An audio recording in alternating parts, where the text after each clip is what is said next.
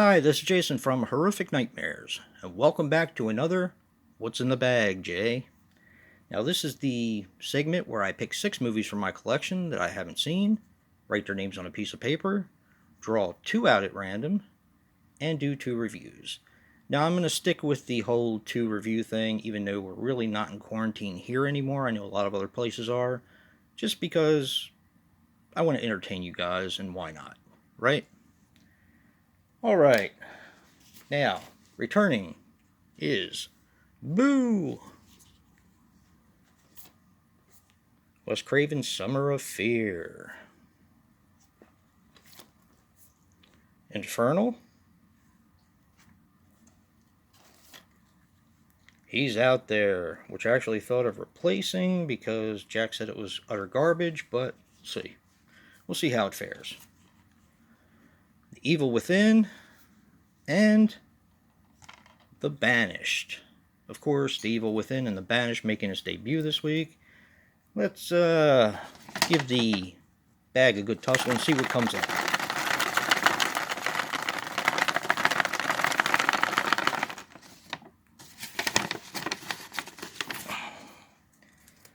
Alright, choice number 1 is... Can't get the paper open. Yeah. Infernal. Alright, where's that at? Alright, that's right here. Alright, do the bag again.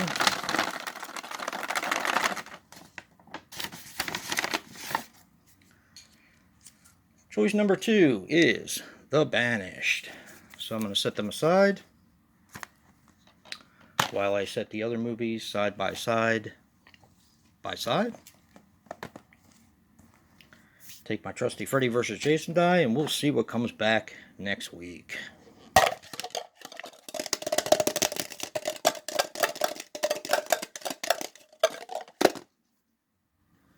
Three. All right. Give the bag another tussle.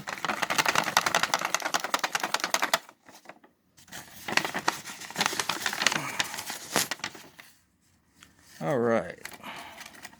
Got more than one here. Okay. Pick number 1 is Summer of Fear. Pick number 2 is The Evil Within. And pick number 3 is... What are the odds? What are the odds? Boo! Now this raises an interesting dilemma here. The only one that didn't get picked is He's Out There. Now Jack said this was a piece of garbage. Jay from Super Awesome. If you guys agree with Jack, or do not want to see this back in the lineup, vote that you don't want to see He's Out There, and I will take it out of the lineup and replace it with something else. But until then, I'm going to watch The Banished and Infernal and come back with reviews later. Well, I'm back. I just watched The Banished, and here are my thoughts. The Banished is a 2019 film, which runs approximately 88 minutes and is also known as Caliban. Why? I can't say, because it'll ruin the story. Now, this is directed by David Bohorquez. I hope I'm pronouncing that right. The only thing I could find that he did was Diavio, or something like that. This stars Kate Benson as Sheriff Miranda Lacey. She has done absolutely nothing. Tigray Haller as Christopher Dodd. He has done absolutely nothing. This is going to be a very short review, and I'll explain that. And Fiona Horsley as Mary and Emma. She was in Running with the Devil, The Cracks, and a movie I have but haven't watched yet called Twisted Sisters. This looks like your typical Walmart bottom shelf movie that is a one-watch throwaway. Let me just assure you guys, it is far from that. This movie impressed the heck out of me. And the reason why it impressed me so much is because of the story. The story was fantastic with this. The only problem is I can't really tell you guys anything about it without giving away key plot points of the film. This spans 40 years and it deals with a mother, a daughter, and an uncle, sort of. Have to see the movie. This movie does do a little bit of bouncing around, and I do have one con for this film. My one con is sometimes when they bounce around between the 40 years and the present time and the time not so present, sometimes you get lost, but it comes back very, very quickly. So it's not really a gripe as much or a con as much of a just a little nitpick. Like I said, this movie impressed the heck out of me, and the reason why it did is because of the story. The acting is really, really good. I really wasn't expecting this. I actually thought this was going to be one of those throwaways. I mean, I like The Convent. These are the type of movies I get from the DVD lady that I do updates from, and she picks up the $9.96 Walmart titles and sells them to me. She watches them and sells them to me for a very cheap price. And I really thought that this was a throwaway. It's really not the case. It doesn't have a lot of gore.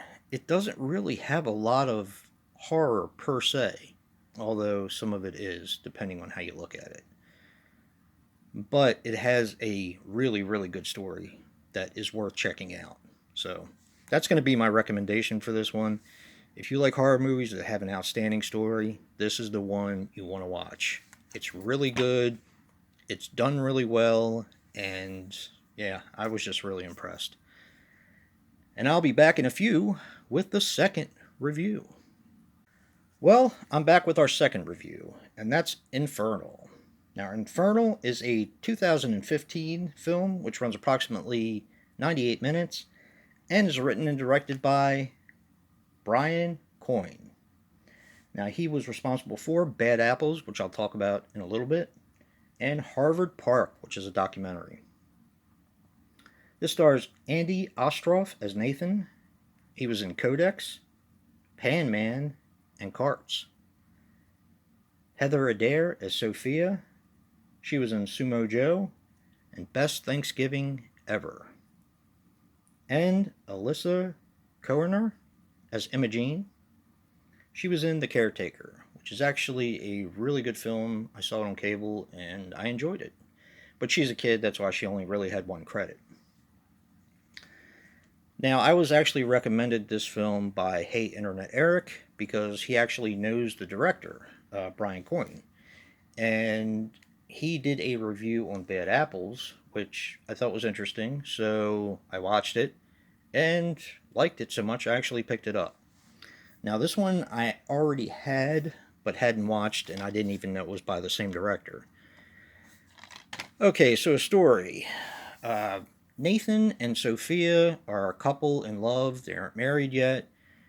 In the beginning, she tells him she's pregnant. By the way, to cut myself off, but this is found footage. So if found footage really isn't your style, you might want to skip this one. So she tells him she's pregnant, and they're just moving into a new house, and I believe that they're flipping houses in order to make money. That's kind of the impression I got, but they kind of leave that somewhere. He proposes to her because she thinks that they should get married, and they're in love, so he proposes, and something happens in the house. The house shakes, and you hear the staticky noise. Then, this takes place at their wedding, which is shortly after that. She's not really showing at the time, so they must have gotten married right after this. They get married, you can tell they're in love, they get ready to move into their house, and this takes place 5 years, I think it's 5 or 6 years after that, when their baby, which is Imogene, is 5 or 6. Now, one of the things that they regret that they didn't mention at first was that she's autistic. I wish they would have put that out there a little bit sooner, because that would have explained some things about the child. What this is, This reminded me so much of Paranormal Activity. Now, Paranormal Activity may not be your style. It is a slow burn. I actually enjoyed Paranormal Activity. I thought the payoff was really good. This is a slow burn until about the 55, 56 minute mark. From there, it's pretty darn creepy. Now, I read a few reviews on this film, and they said if anyone gives this movie other than 1 star, then they're crazy. Well, I must be crazy because I actually kind of enjoyed it. Now, granted, uh, found footage isn't really my thing per se, but I really found this interesting. 56 minutes in is a long time when you're not really having a lot of things happen. But if you do decide to get this movie and watch it, please stick with it. The payoff is, in my opinion, phenomenal. This has some of the creepiest sound effects I think I've ever heard. And I wonder, it's so blatant and so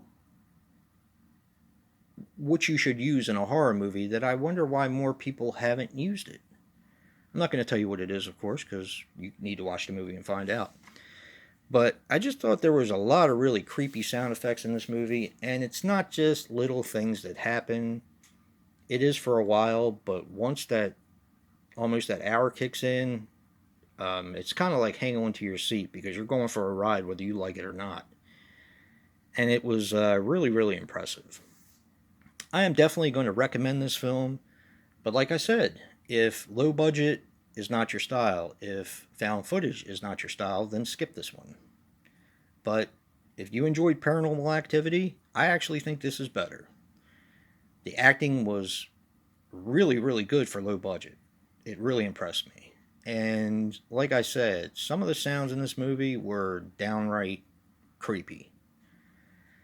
Yeah, but I believe all of the ones made it except for 2. So vote for the ones that didn't make it. And don't forget about He's Out There. I know Jack said it was a piece of garbage. If you guys want me to replace it, I'll replace it. I kind of want to see it just to see what it's like, but I'll leave it up to you guys. And if you like what you see in here, hit that like button and subscribe. And until next time, peace.